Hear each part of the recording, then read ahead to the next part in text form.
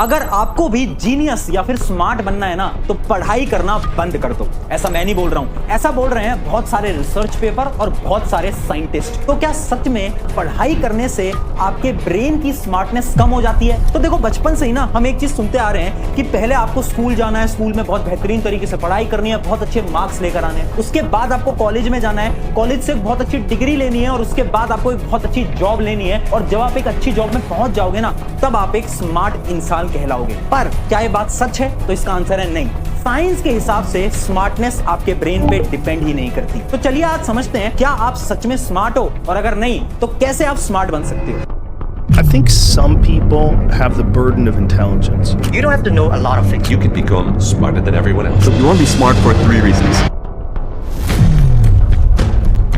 तो hi everyone, मेरा नाम है प्रशांत। बचपन से ही हम सब ने एक चीज तो जरूर सुनी है कि जिसके ज्यादा मार्क्स आते हैं ना स्कूल या फिर कॉलेज के अंदर, वो ज्यादा स्मार्ट होता है या फिर वो ज्यादा जीनियस होता है। पर साइंस के हिसाब से ये एकदम गलत है। आपने कभी नोट करा है, स्कूल का वो स्टूडेंट जो कि बहुत अच्छे मार्क्स लेकर आता था, 90% चांस के अंदर वो जिंदगी में जाकर बहुत अच्छा परफॉर्म नहीं कर पाता। जबकि स्कूल का वो बैक बेंचर स्टूडेंट जो कि कम मार्क्स लेकर आता था, वो लाइफ में बाद में जाकर बहुत कुछ अच्छा अचीव कर पाता है। तो आखिर क्या सच में ये जो पढ़ाई है ये आपकी स्मार्टनेस को किल कर रहा है? तो इसका आंसर मैं दूंगा, पर उससे पहले चलो आप सभी की स्मार्टनेस का एक टेस्ट लेते हैं। अभी मैं आपके सामने 5 क्वेश्चंस पूछूंगा, आपको उन सभी के आंसर्स देने हैं। अगर 5 के 5 में आपके आंसर यस आ गए ना, तो इसका मतलब होगा कि आप स्मार्ट हो। अगर आपके उनमें से एक भी आंसर में नो आ गया, उसका मतलब है कि आप स्मार्ट नहीं हो। और आपको इसका करेक्ट आंसर कमेंट्स में भी बताना है कि आपने कितना स्कोर करा। तो चलो स्टार्ट करते हैं। सबसे पहले क्वेश्चन नंबर 1, आपसे जब भी कोई अनकंफर्टेबल क्वेश्चन पूछता है तो आप कैसे रिएक्ट करते हो? इमेजिन करो मैं आपसे कोई ऑफ द टॉपिक क्वेश्चन पूछूं,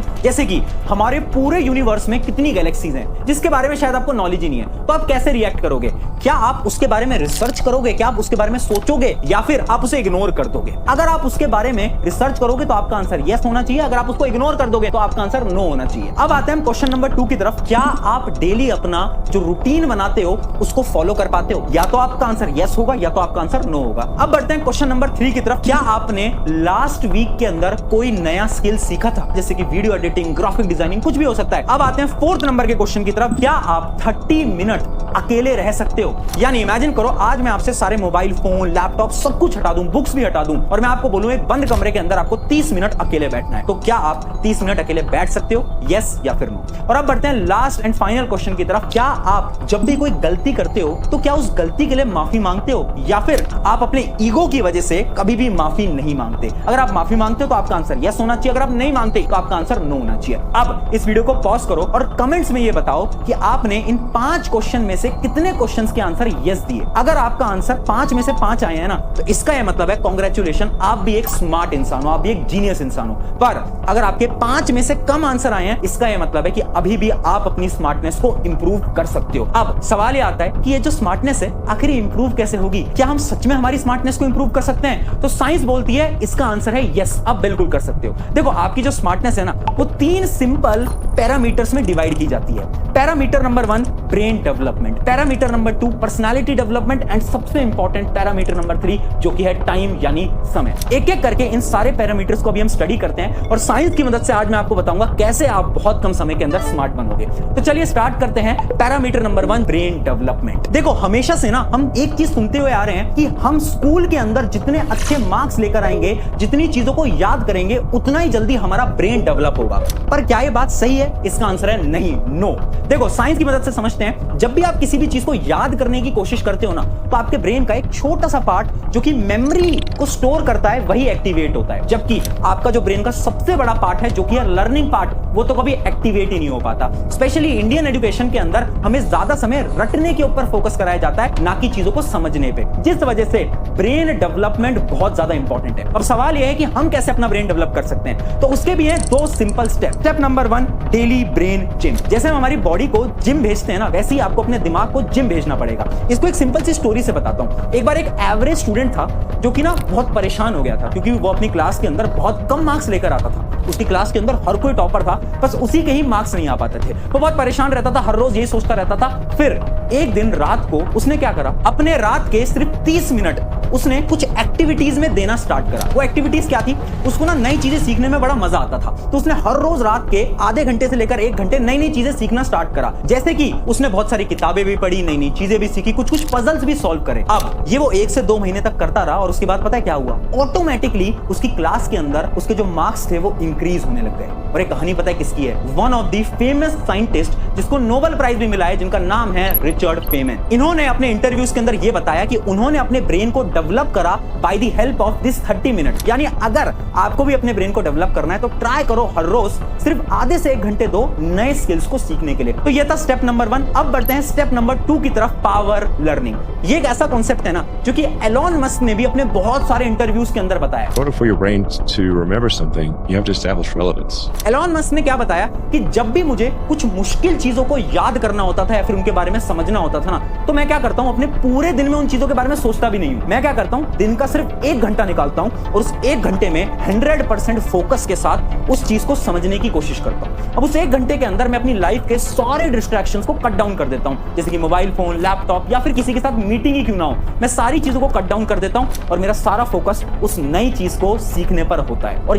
ये जो चीज है ना, ये बहुत इंपॉर्टेंट है, क्योंकि जब भी आप कुछ नया करना चाह रहे हो ना, कुछ भी नई चीज सीखना चाह रहे हो, तो आपको पूरा दिन उसमें नहीं वर्क करना है, आपको सिर्फ दिन का 1 घंटा लगाना है। और इसको हम वैसे 1 आवर रूल भी बोलते हैं। ये बहुत ज्यादा इंपॉर्टेंट है। और पता है ये जो स्टेप है ना, ये आज से नहीं, ये तो बहुत सालों से चलता आ रहा है। पुराने जमाने में जब गुरुकुल मेथड से पढ़ाई हुआ करती थी इंडिया के अंदर, उस समय पर बोला जाता था 1 घंटे आपको मेडिटेशन करना है, ध्यान लगाना है। तो वो जो मेडिटेशन था ना, उसका मतलब यही है कि आपको 100% फोकस लगाना है किसी एक चीज के ऊपर। तो अगर आपको भी कोई नई चीज सीखनी है ना, तो इस फिनोमिना को अप्लाई करना और देखो कैसे आपका ब्रेन डेवलप होता है। अब बढ़ते हैं पैरामीटर नंबर 2 की तरफ, पर्सनालिटी डेवलपमेंट। अभी स्क्रीन के ऊपर मैं आपको 2 फोटोज दिखाऊंगा और उन 2 फोटोज में से आपको यह बताना है कि कौन सा पर्सन आपको ज्यादा स्मार्टर लग रहा है, यानी कौन सा पर्सन आपको ज्यादा इंटेलिजेंट लग रहा है। यह है फोटो नंबर 1 और यह है फोटो नंबर 2। ऑब्वियस सी बात है, सबको फोटो नंबर 2 का जो पर्सन है वो ज्यादा स्मार्ट लग रहा होगा। पर अभी अगर मैं आपको यह बताऊं कि जो पर्सन 1 था ना, उसकी ब्रेन पावर, उसकी मेमोरी कैपेसिटी और उसके जो मार्क्स थे ना, वो सेकंड पर्सन से ज्यादा थे। बट फिर भी आप सबको सेकंड पर्सन ज्यादा स्मार्ट क्यों लगा? पता है क्यों? क्योंकि उसकी पर्सनैलिटी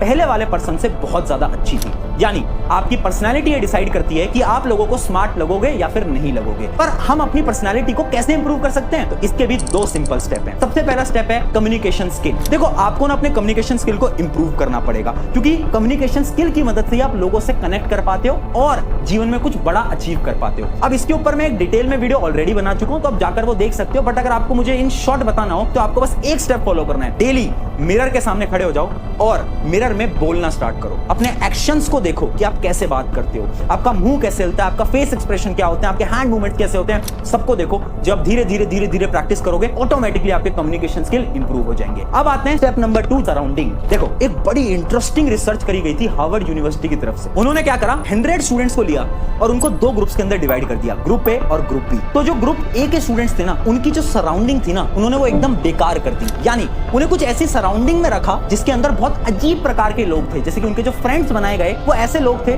जिनके लाइफ में कोई गोल नहीं थे, उनको कुछ अचीव नहीं करना था, और उनको ऐसे कुछ घरों में रखा गया जिस होम का जो एनवायरनमेंट था वो बहुत ज्यादा नेगेटिव था। जबकि जो ग्रुप बी था, तो जो दोस्त दिए गए वो बहुत ज्यादा अच्छे दिए गए, जिनकी वजह से उनकी जो सराउंडिंग थी वो बहुत ज्यादा पॉजिटिव हो गई। अब इन सभी स्टूडेंट्स का कुछ समय बाद ब्रेन टेस्ट होता है और ब्रेन टेस्ट को देखकर हर एक साइंटिस्ट शॉक हो जाता है, क्योंकि वो जो ग्रुप बी था ना, उनकी ब्रेन की परफॉर्मेंस बहुत ज्यादा थी as compare to group A. इसका यह मतलब है कि आपका दिमाग, आपकी सराउंडिंग में क्या क्या हो रहा है, उसी अकॉर्डिंग आपका दिमाग डेवलप होगा। अगर आपकी सराउंडिंग अच्छी होगी ना, तो आपका दिमाग जल्दी डेवलप होगा, आप जल्दी स्मार्ट बन पाओगे, जल्दी इंटेलिजेंट बन पाओगे। पर अगर आपकी सराउंडिंग ही बेकार होगी तो उससे क्या होगा ना, कि आपके ब्रेन पे भी इंपैक्ट आएगा और आपकी जो लर्निंग पावर है वो भी कम हो जाएगी। इस वजह से अगर आपको अपनी पर्सनालिटी को डेवलप करना है, सबसे पहले अपनी सराउंडिंग को सही करो। तो यह था हमारा पैरामीटर नंबर 2, जो कि है पर्सनालिटी डेवलपमेंट। अब बढ़ते हैं लास्ट एंड फाइनल एंड सबसे इंपॉर्टेंट पैरामीटर, द टाइम। देखो, हर एक स्मार्ट इंसान या फिर हर एक सक्सेसफुल इंसान की एक खूबी होती है कि उसे अपने टाइम की वैल्यू होती है। अगर आप किसी भी सक्सेसफुल इंसान से मिलोगे ना, तो उसके लिए सबसे इंपॉर्टेंट उसका टाइम होगा। True success in your life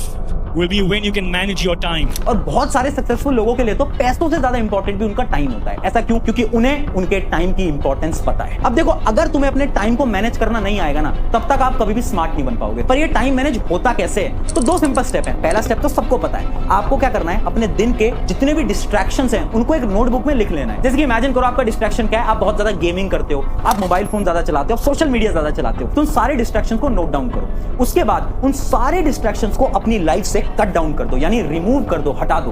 उससे क्या होगा ना, जब आपके सारे डिस्ट्रैक्शंस ही खत्म हो जाएंगे तो आप सारा समय अपने गोल पे फोकस कर पाओगे। तो ये तो था स्टेप नंबर 1, जो कि बहुत सिंपल था। अब आते हैं स्टेप नंबर 2 और सबसे इंपॉर्टेंट स्टेप की तरफ, साइलेंस। साइलेंस से आप अपना टाइम मैनेज कर सकते हो। सुन के शौक लगाना। अभी एक स्टोरी की मदद से समझाता हूं। एक बार क्या हुआ कि एक इंसान आता है गौतम बुद्ध के पास, और वो इंसान ना बहुत ज्यादा परेशान था। उसकी लाइफ में बहुत सारी प्रॉब्लम्स थी, और वो गौतम बुद्ध से बोलता है कि मेरी लाइफ में पता है कितनी सारी प्रॉब्लम्स है, मैं तो परेशान हो चुका हूं, मेरी लाइफ तो एकदम बेकार हो चुकी है, मुझे इन सारी प्रॉब्लम्स का प्लीज कुछ सोल्यूशन दे दो। पता है गौतम बुद्ध क्या बोलते हैं? आपको इस पेड़ के नीचे 2 साल तक चुप रहना है। जब आप 2 साल तक चुप रहोगे ना, तो तुम्हारी ये जितनी भी प्रॉब्लम है ना, इसके सोल्यूशन मैं तुम्हें दे दूंगा। वो इंसान शॉक हो जाता है, पर क्योंकि वो बात गौतम बुद्ध ने बोली थी, तो इंसान उनकी बात मान लेता है और वो 2 साल तक जैसे तैसे चुप रहता है। 2 साल बाद गौतम बुद्ध आते हैं और उनसे बोलते हैं कि अब बताओ तुम्हारी लाइफ की क्या प्रॉब्लम है। तो वो इंसान थोड़ा सा मुस्कुराता है और गौतम बुद्ध से बोलता है कि मेरी सारी प्रॉब्लम्स खत्म हो चुकी है। इससे क्या सीखने को मिला कि जब वो इंसान साइलेंस में था ना, तो उसने अपनी सारी प्रॉब्लम्स के सोल्यूशन ऑटोमेटिकली निकाल लिए। अब हो क्या रहा है ना, आज की दुनिया में हम साइलेंस में रह ही नहीं पा रहे हैं। हम सारे समय किसी ना किसी से कुछ ना कुछ बोलते रहते हैं, जिस वजह से हमारा दिमाग प्रॉपर्ली काम ही नहीं कर पा रहा है। तो अगर आपको अपने टाइम को बचाना है ना, सबसे पहले शांत हो जाओ।